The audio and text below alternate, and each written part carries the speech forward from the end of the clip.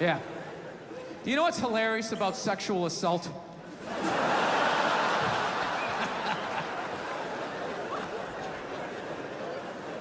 You know what's hilarious about it? Is how women are acting like that is a uniquely female experience. You know what's funny?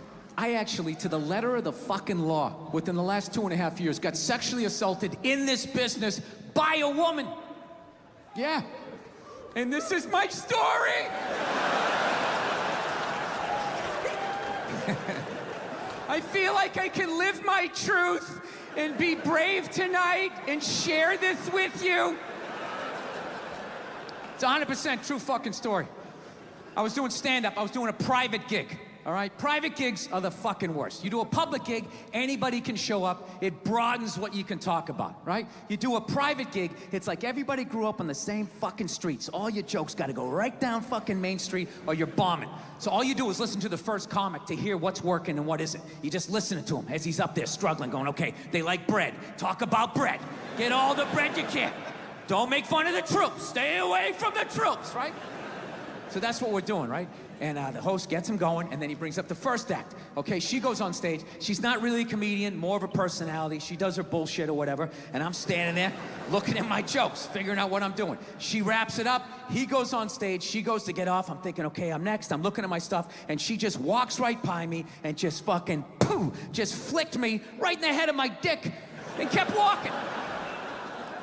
Like it was nothing. Just fucking pow, and just kept... I couldn't fucking believe it. I know what you're thinking. You're like, oh, was this a friend of yours? Was she flirting with you? Was this a joke? None of the above. You know what it was? I swear to God, it was like a bully vibe. Like she was trying to get in my head. Like, there you go, you little red dick. Poof, follow that. And she just kept walking. Dude, my first thought as I saw her walking away, I just wanted to punch her in the back of the head as hard as humanly possible. Like, literally make her leave her shoes, you know? But the other side of my brain's like, oh, no, dude, you can't do that. You can't do that. It's a woman. And it's just spitball. Well, fucking boot her in the ass then. Boot her in the ass. Can't hit her, dude. Can't hit her. It's a woman. Well, oh, fucking tell somebody. Tell somebody. And all I'm thinking is like, dude, I'm a guy. Can't fucking tell anybody. Nobody gives a shit what happens to a guy. I'm gonna walk up to another man and be like, excuse me, sir, but she just flicked me in my pee-pee and I didn't like that one bit. No, sir, I didn't like that at all. No, I didn't. All the guy's gonna be like, dude, if she did that to me, I would've taken my balls out too. Be like, hey, fucking flick both of these fucking sports bar up top, Super Bowl, hey, right? That's all I would've got, right? So now I'm standing there, I'm waiting to go on stage, the dude's doing my intro, I'm trying to think about jokes about bread, and the tip of my dick is still stinging. This is the world I'm in. And right as he's gonna bring me on, all of a sudden she came walking out, because she was gonna go back out to her fucking car, and that's when my brain started firing up again with some ideas. Started thinking shit that I had never thought before in my life, going like, dude, there she is, flick her in the box. Do it, man. Equal rights. She did it to you. You do it back to her. It started making sense. Like, yeah, fuck that. You flick my dick. I'm gonna flick your clit. That's right. I'll fucking hit the man in the boat. I'm drop down, uppercut to the bush. Fuck this shit. Think I'm the kind of person who just can flick my dick and walk away like it ain't shit, right? And it was making sense till right when she got there. Finally, I just started thinking of all the sporting events I had watched, and I realized that the referee only sees the retaliation. He never sees the first aggression. And then you have to go to the yellow card, whatever the fuck you people do over here, right? You go to the penalty box. So I let her go, and I went out on stage. I did my shit. But here was the thing. For the next 3 fucking days, I'm driving around LA, and I'm losing my fucking mind. You know? I'm fucking screaming at the windshield, saying all this shit that I wanted to say, but didn't say it in the moment, you know? And it wasn't because, this is the thing. It wasn't because she touched me. You know what I mean? I don't give a fuck about that, all right? You know, when I was a kid, I had a paper route and I was an altar boy, you know? Yeah. You're gonna have to do a little bit better than flick my dick over my jeans and my underwear. It's like, are we gonna do this or what? Like, what is happening here? It's the fact that she thought she could bully me. So after like fucking 3 days of this shit, I had a splitting headache and I started realizing, like, wait a minute, she's winning this thing, you know? Here I am, still thinking about this shit. She's probably gone on to like, I don't know, flick 30 to 40 dicks since she's been with me. Right? She doesn't give a fuck about me.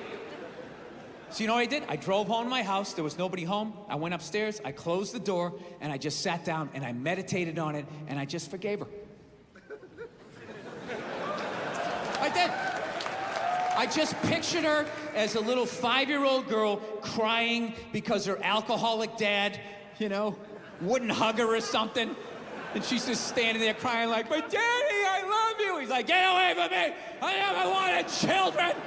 And then he walked through his screen door and he like face planted into this above ground pool. And he had a tool belt on. And then it just sort of pulled him under. And she ran out, she grabbed his foot and she was pulling and pulling and his boot came off and she sat down and she just watched him slowly drown.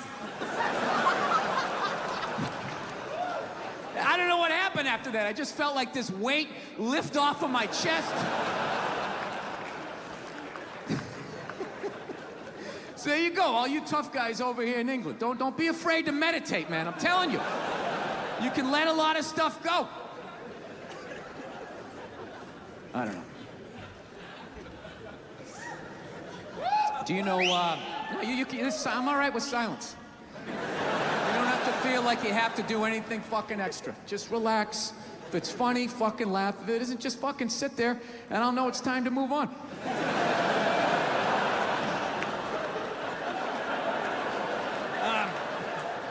So anyways, I'm a married man with a kid. Happily married man. Yes, I am. I love my wife to death. I love everything about being fucking married, but I'll tell you this right now. We do fight a lot. We do argue all the time. If I've learned anything in 5 years of being married is we're always working on me. You know?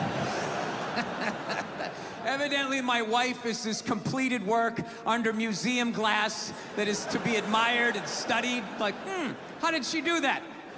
And I'm like one of these guys, you know those buildings that just has scaffolding around it for like 6 straight years? And you're like, are they ever gonna finish that thing? Is that some sort of insurance job? Jesus Christ, what a piece of shit. You should just tear it down and start over again. Yeah. I have a temper.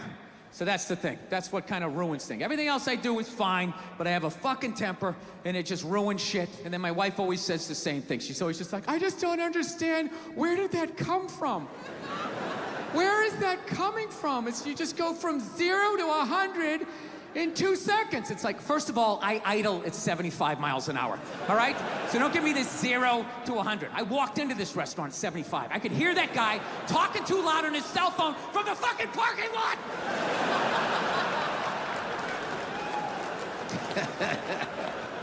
Yeah, I fucking tried all of this shit enough. Whenever she says that to me, though, I swear to God, I just don't understand. Where is this coming from?